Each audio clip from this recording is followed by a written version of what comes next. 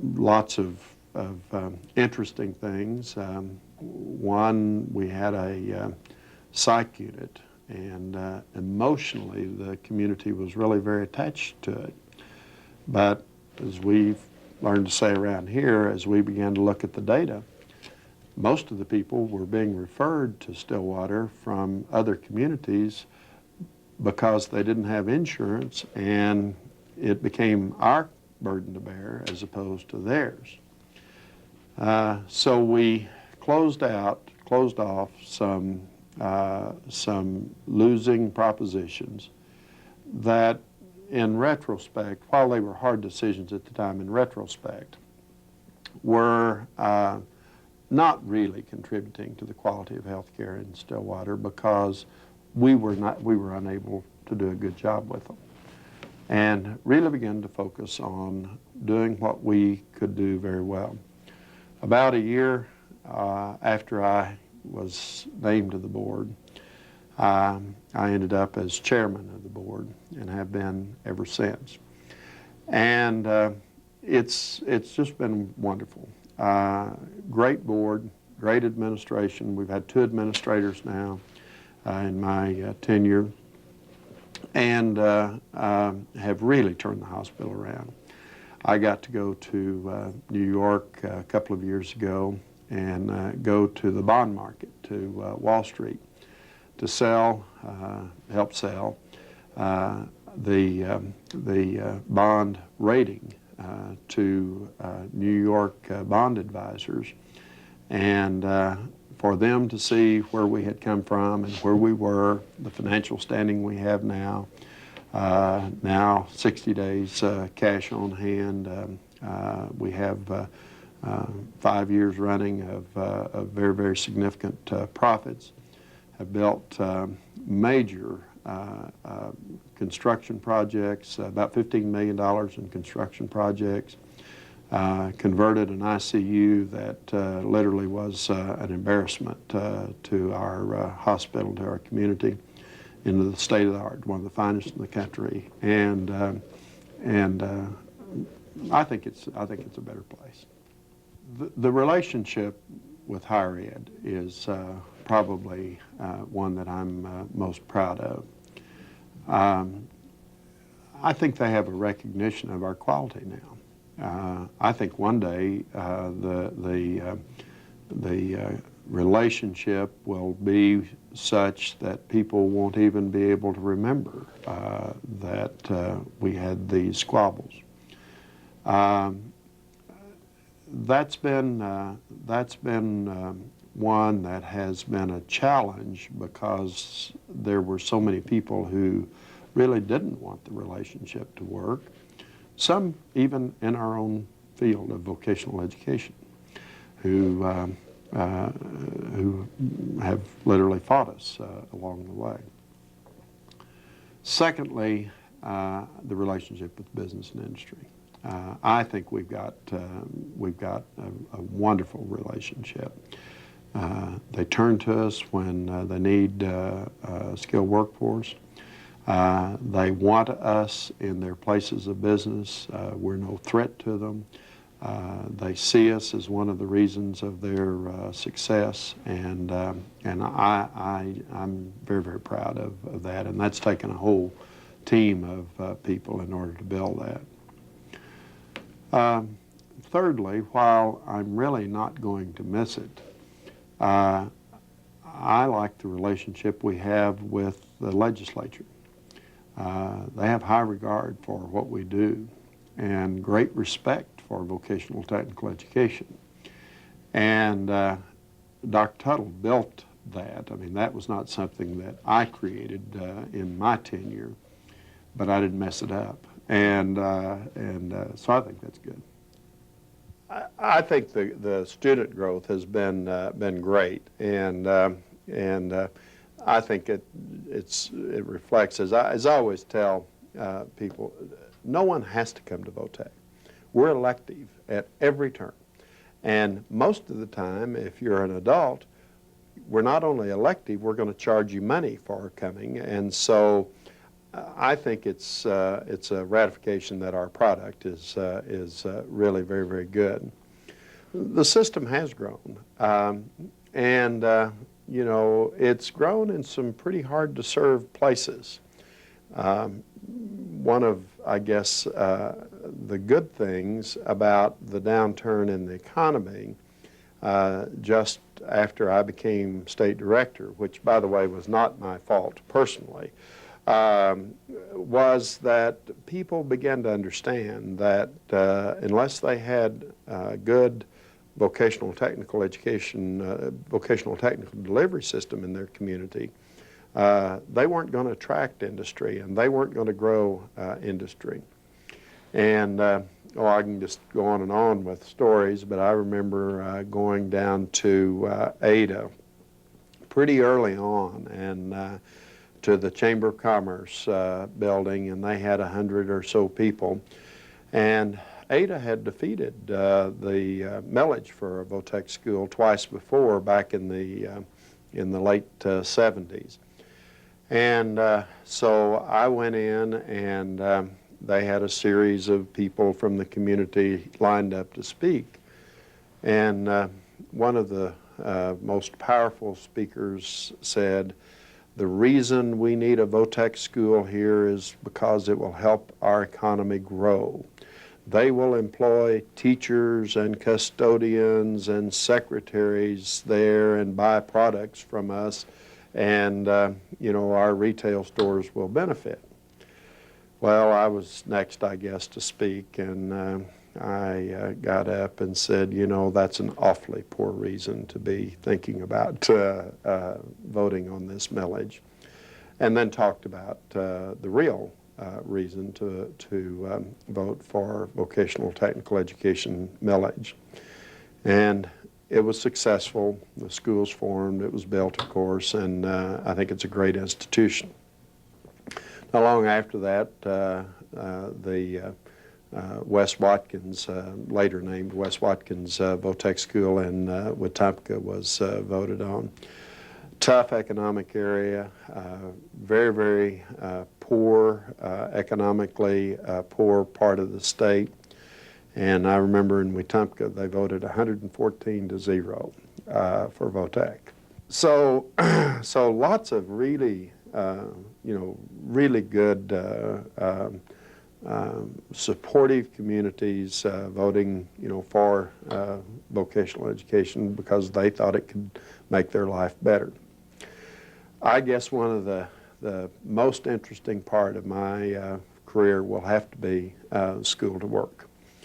I was complimented one day that I was at a board meeting, a State Job Training Coordinating Council meeting, and an old fellow that I'd been on 1,000 boards with over the years said about school to work one time, he said, you know, Roy Peters can smell money when it's coming down, and he said some of the rest of us ought to have gotten on that, but Votech beat us to the punch. And we did, for all the right reasons. We were talking about youth apprenticeship, getting kids into worksite learning situations. School to Work Opportunities Act was passed, and we just kind of transitioned all of our authority into being the lead agency for School to Work. It became very, very controversial. Crazy stuff. The governor vetoed a bill and called us, said the people who want this bill must be Bulgarian communist, and all kinds of wild stuff. And I went to a School to Work executive committee meeting one time, and one of the members, who by the way was a dentist, came up to me and said, that woman can control your mind by the way she looks at you. And I said, I was so naive, I thought he was kidding, you know, and I said, what are you talking about? And he repeated himself. And he was pointing to one of our staff members, And I said, well, it's the craziest thing I've ever heard of, you know. And so I was telling that story after the meeting, and someone who was a little more in the know than me said, no, said these people think there are black helicopters flying around the sky keeping track of us all. And so we began to hear stories that we were implanting computer chips in students' lips in order to keep track of them. And I went to Bartlesville one day for a speech, School to Work speech, and learned that we had a computer system that was matching up students coming through our system to jobs and would be aligning those students into those jobs no matter what they were interested in.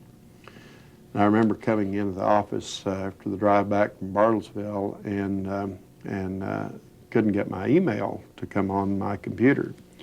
And I said, what's wrong with our email? And Karen said, I don't know, there's some part that's missing or something or other.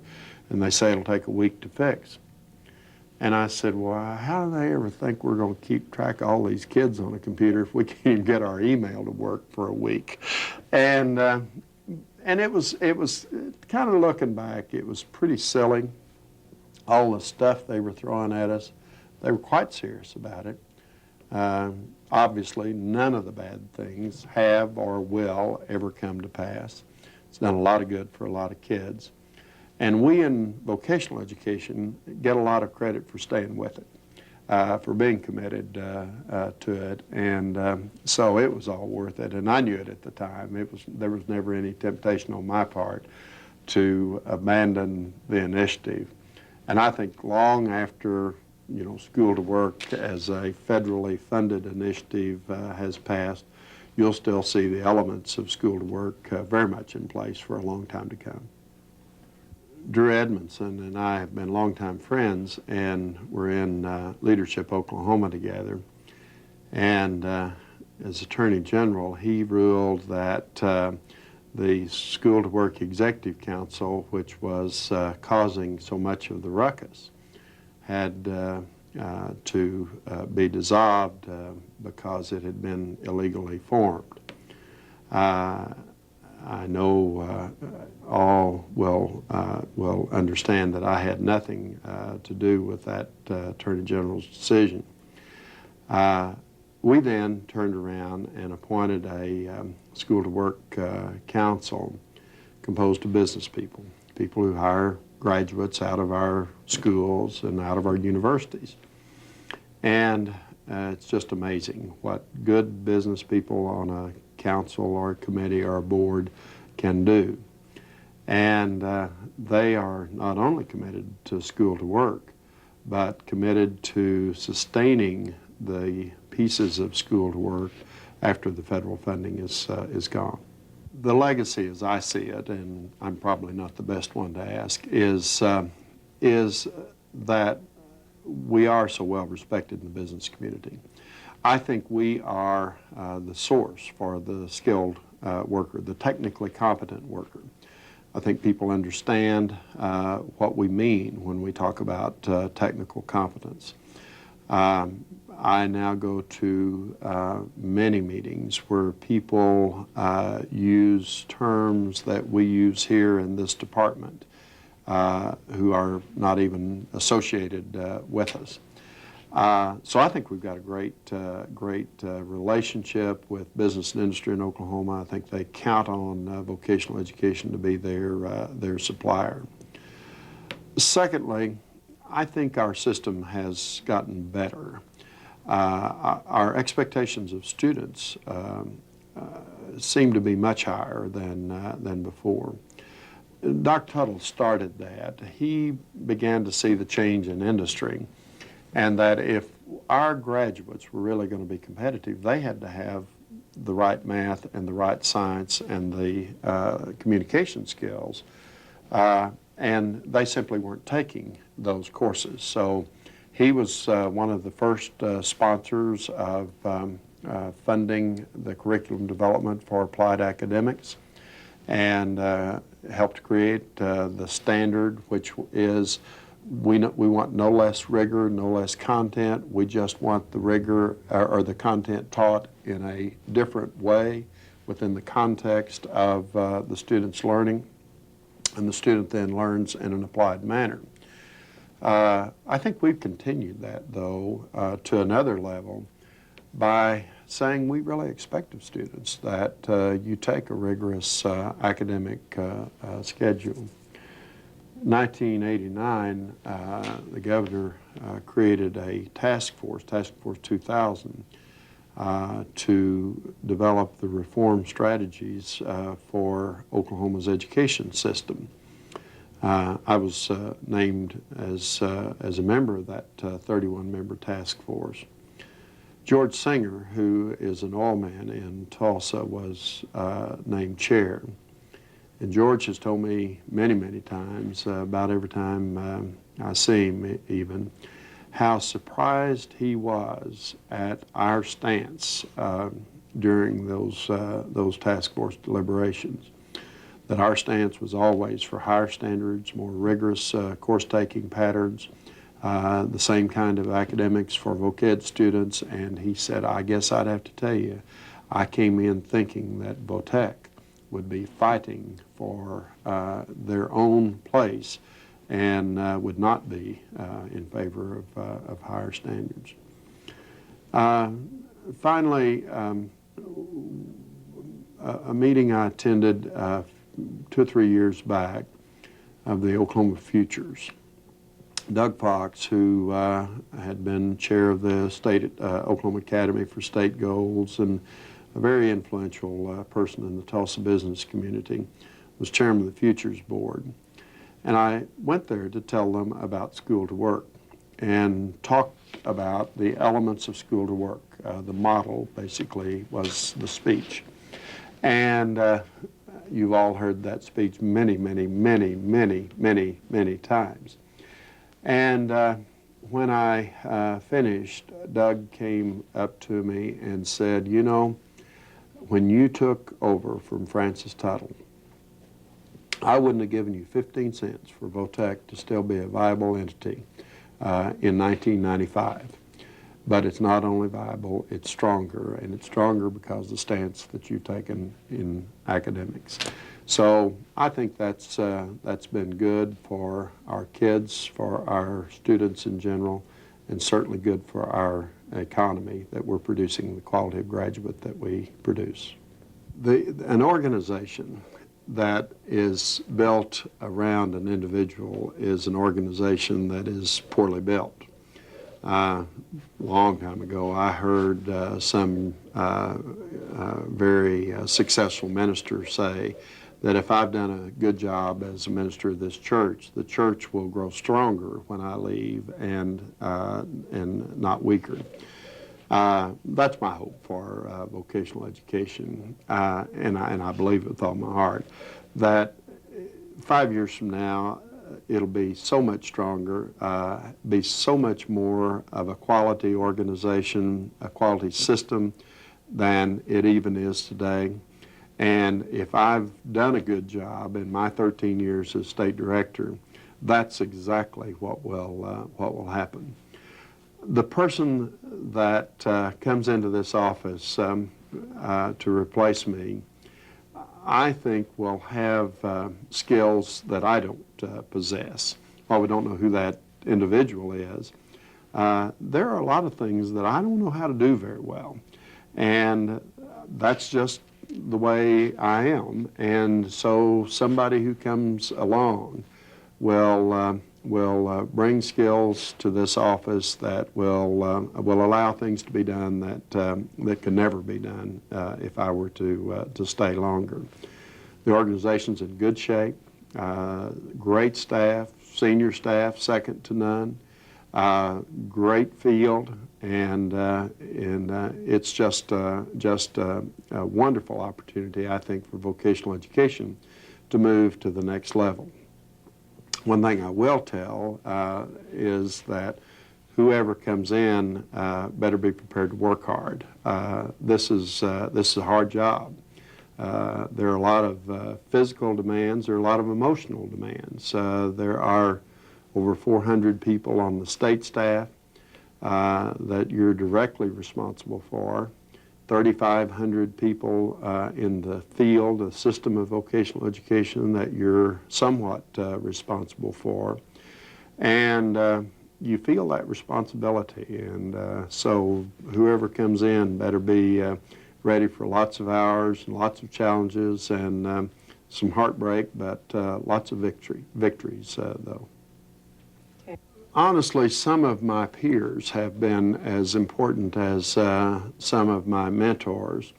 Bruce Gray was such an influence on me. He kept nudging me on and telling me in his way, no one else's way, but in his way, that I could do anything that I chose to do. And anytime there was a really important decision to be made in my career, Bruce and I talked about it a lot. And he was never wrong, and I was almost always wrong. And so I got to where I followed his advice almost always. One of my mentors was Lucille Patton. Dr. Patton was teacher educator at Oklahoma State University when I was hired in the summer of 1968 to teach distributive education. I'd been on active duty for 6 months doing my National Guard basic and advanced training when I got a call from the high school principal at U.S. Grant asking me if I wanted to teach distributive education. And I told him over the phone that I did. It was $1,200 a year more than I was making, and that was a lot of money to the Peters family. And so when I got back, I learned that I needed to take some hours, and came up on a Wednesday in June, late June, June 25th or something, to meet with Mr. DeBenning, and he took me over on campus, and we called Ms. Patton out of her class that she was teaching. And she said, "When will you be able to start?" And I said, "Well, today's Wednesday, and will Monday be okay?" She said, "No, I was thinking of either right now or tomorrow." And she said, "It will be to your advantage to start right now because our midterm is Monday, and you'll need to be ready for that." Well, I learned right then that Lucille Patton was going to work us hard, but we were going to learn a lot. And she was going to be there to help guide and counsel along the way. Others, my principal when I taught at U.S. Grant, Clarence Huffman, was a gruff old man. I think he might have been just a little mean. But boy, he ran a good school. Probably would go to jail today for some of the things he did. But we had discipline, and the teachers were in the hallways during class-changing periods. We worked at every event. I never missed a basketball game, wrestling match, football game, or anything else. It was just expected of us, and we did that and taught night school 4 nights a week and lots of Saturday adult classes, and you know, always a full schedule in the daytime.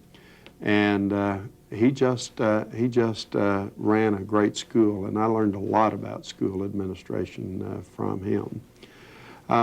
Finally, the guy that I give a lot of credit to is Clovis Weatherford. Clovis kind of found me and asked me to come to Moore Norman as assistant superintendent. I would have fired me the first year. I didn't know what I was doing, and he just always seemed so patient and understanding and forgiving, and was a wonderful teacher. And you know, one of the things that Clovis never did, that I probably don't do all that well either, was never gave a compliment. You know, if you ever did anything wonderful, you just had to hope that maybe he noticed it in some manner or another. But he always was pushing to make us stretch to be a better school, better faculty, better program. And I learned a lot about vocational education and school administration from him. I would have done quite a few things differently over my career. If I had known back when I was teaching and later as a school administrator that I was ever going to be state director, I probably would have paid a lot more attention to what was going on. But I don't think there have been a lot of regrets. It's been a great career. I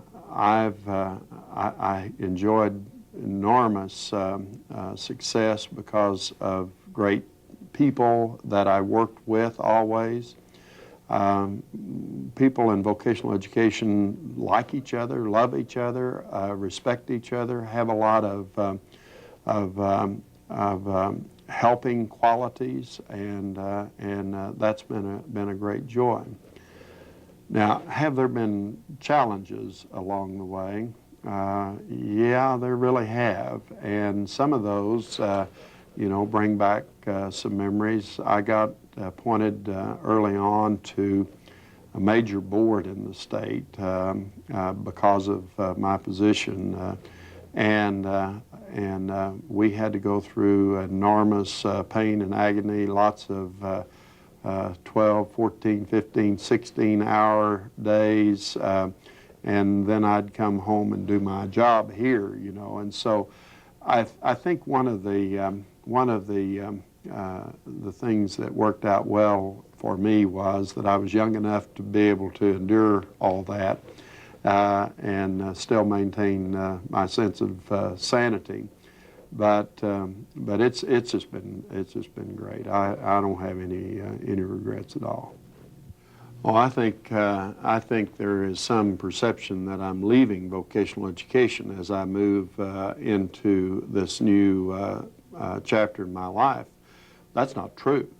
I'm just going over to work with a group of small and medium-sized manufacturers in Oklahoma, and will do a lot of that work with the vocational technical education system, with the higher education system, and will still be very, very involved in education.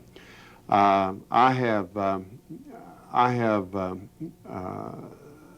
think the ability for the Manufacturers Alliance to bring to them a lot of the relationships that I've developed with the business and industry community, with the public sector, with the legislature at the national and the state level, that will cause that organization